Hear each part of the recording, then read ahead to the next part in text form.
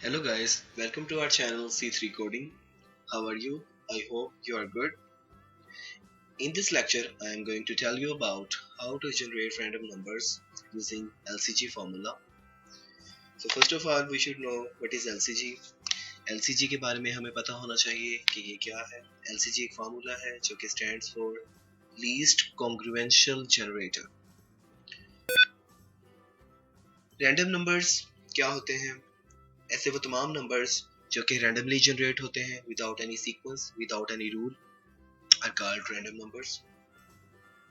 दुनिया में बहुत से फार्मूलाज हैं to generate random numbers. There are a lot of formulas. उसमें C++ का एक बाय डिफॉल्ट फार्मूला है, मींस कि एक फंक्शन है जो कि आपको रैंडम नंबर जनरेट कर देता है. लेकिन तमाम फार्मूलाज में से एक mathematical formula I am going to teach you in this lecture is LCG formula, that stands for Least Congruential Generator. Guys, इस formula के अंदर 4 values used होती हैं, ठीक है? 4 values are used in this formula to generate random numbers. The first value जो है वो A है, second is C, third is M, and the last one is seed. Seed की वैल्यू जो है, सीड डिफाइन करता है that the first random number. LCG की एक रिस्ट्रिक्शन है कि इसके अंदर सीड की वैल्यू हमेशा 0 होती है start. Value of M defines how many numbers should be generated. M की वैल्यू ये डिफाइन करती है कि कितने रैंडम नंबर जो हैं वो जनरेट होंगे या करने हैं, ठीक है? तो जितनी भी एम की वैल्यू होगी that will define how many random numbers should be generated. Seed is used to generate first random number. Seed को first random number consider किया जाता है, means के 0 को consider किया जाता है कि ये first random number है. उसके बाद each time the next random number will be generated by using the previously generated random number as a seed. इसमें इसका मतलब ये है कि जब भी आप नया random number generate करेंगे तो फॉर्मूला में जो सीड की वैल्यू होगी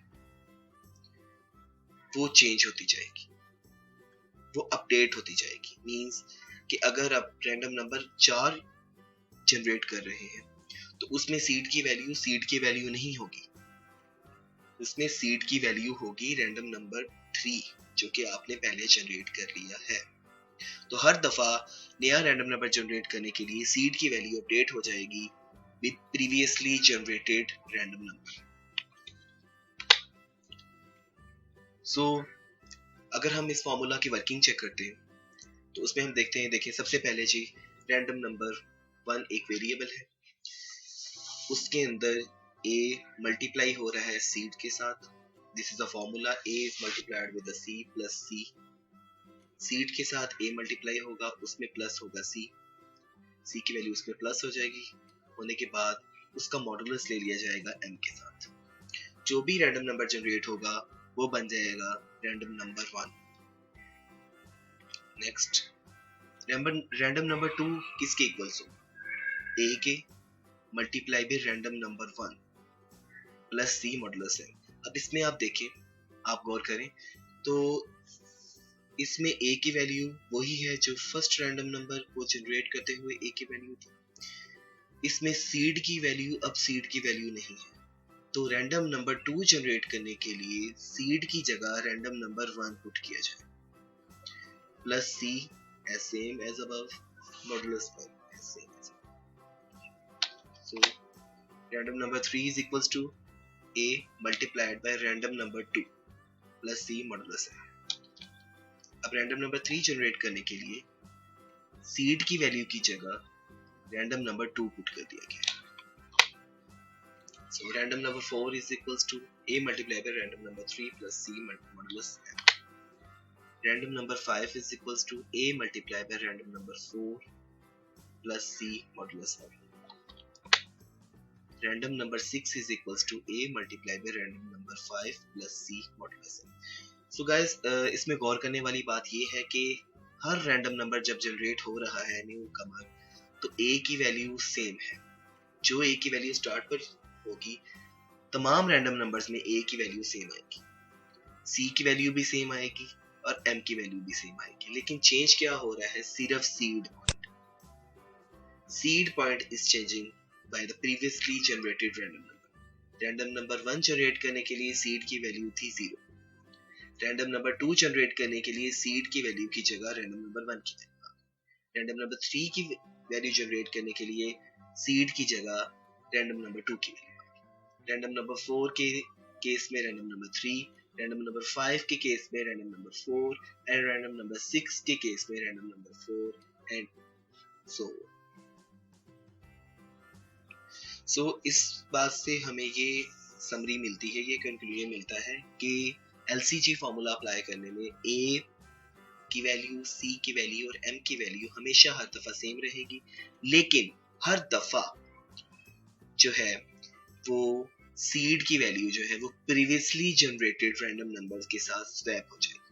ठीक है, तो लेट्स सी इस प्रैक्टिकल डेमो, इसमें हम रैंडम नंबर जो है वो जनरेट करते हैं। So for example, we have created a new file.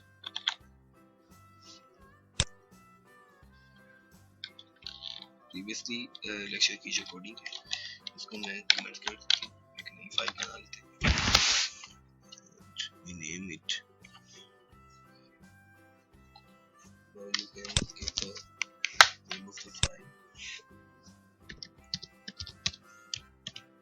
random numbers। इसके अंदर हम बेसिक स्ट्रक्चर जो है हमारा प्रोग्राम का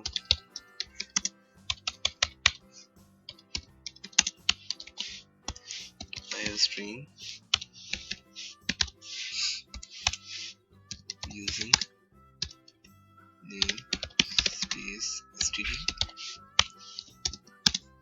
name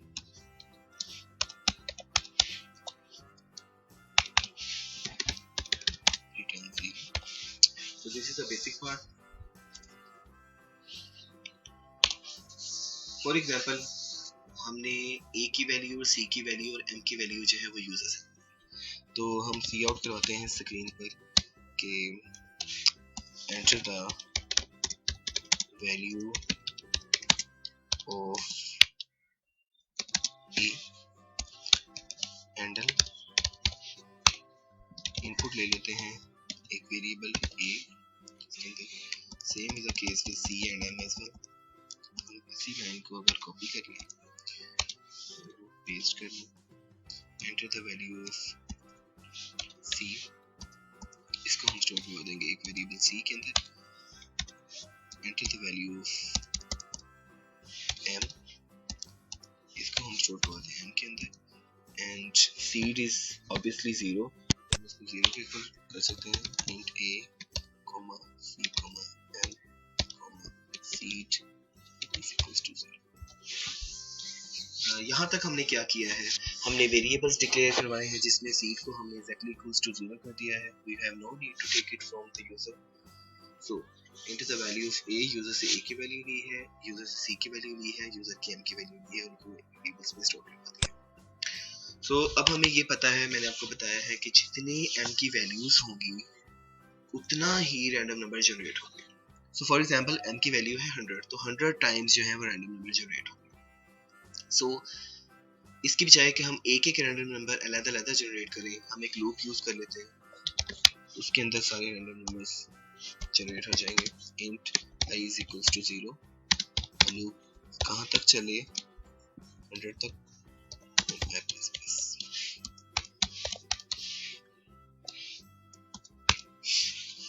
इसके अंदर हमारा जो फॉर्मूला है हम उसे इंप्लीमेंट कर लेते हैं। हमारा फॉर्मूला है कि A जो है वो मल्टीप्लाई हो जाए सीड के साथ, उसमें प्लस हो जाए C, और ये सब होने के बाद मॉडुलस M इंप्लीमेंट हो जाए, और ये जो कुछ भी हमारा रिजल्ट आए उसको हम एक वेरिएबल फॉर एग्जांपल रैंडम के नाम से बनाएं और उसके अंदर हम इसको स्टोर करें।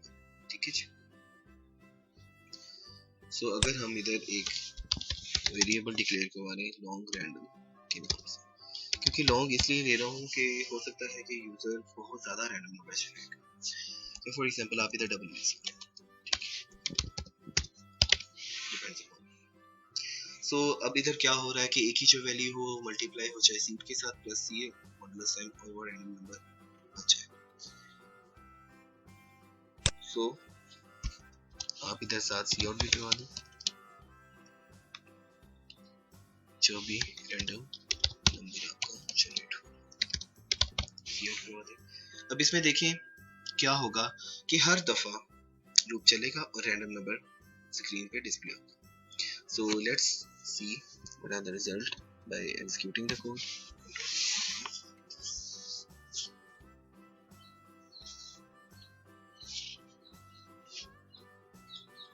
जी तो फर्स्ट ऑफ ऑल जो है enter the value of a. Suppose मैंने यहाँ 7 enter कर दिया, enter the value of c मैंने once again 7 enter कर दिया, enter the value of m मैंने 10 random numbers generate करने हैं तो मैंने enter कर दिया 10. So seed की वैल्यू 0 थी, तो अब आप देखेंगे कि हर दफा देखिए इस कोड में क्या हो रहा है कि हर दफा रैंडम नंबर जनरेट होते हैं, ठीक है, और स्क्रीन पे डिस्प्ले हो रहा है। सो आप देखेंगे इसमें तकरीबन 100 रैंडम नंबर जो है जनरेट हो रहे हैं, तो वो ये वजह है कि हमने ये लूप 100 टाइम चलाई, ठीक है, 100 टाइम चलाई है।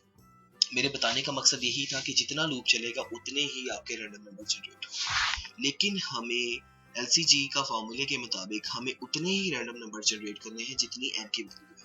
तो ये लूप जो है वो 100 टाइम्स नहीं चलेगा, this will run only m times. तो जितने रैंडम नंबर जनरेट करने हैं तो ये लूप भी उतनी दफा ही चलेगा। So in this case you can see now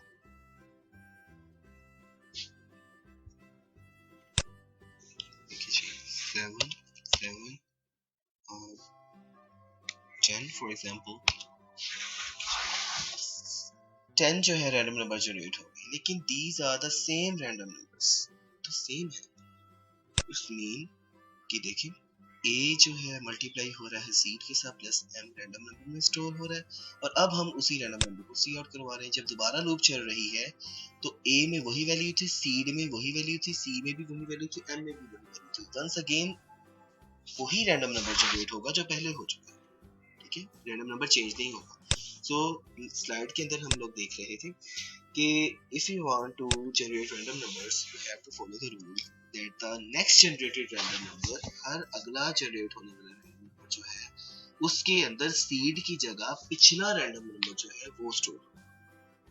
लेकिन अगर हम कोड में देखें तो उसमें ऐसा कुछ भी नहीं हो रहा, उसमें सीड की वैल्यू तो चेंज हो ही नहीं रही, सीड की वैल्यू तो वही है। तो हम यहाँ पर सीड की वैल्यू को असाइन करवा देंगे जो भी रैंडम नंबर आ, हर दफा जो भी रैंडम नंबर होगा वो सीड में स्टोर होगा। जब दोबारा लूप चलेगी तो सीड की वैल्यू नहीं होगी, वो वही वैल्यू होगी जो पिछला रैंडम नंबर स्टोर हो चुका है। तो now execute the code 7 7 for example 5 random numbers, this time they are different random numbers 2 1 4 0 2, these are the 5 random numbers. So in this case इस तरह आप सीड की वैल्यूज को स्वैप कर सकते हैं, अपडेट कर सकते हैं। Thank you guys for watching the LCG generated random numbers. Thank you for your patience. Thank you.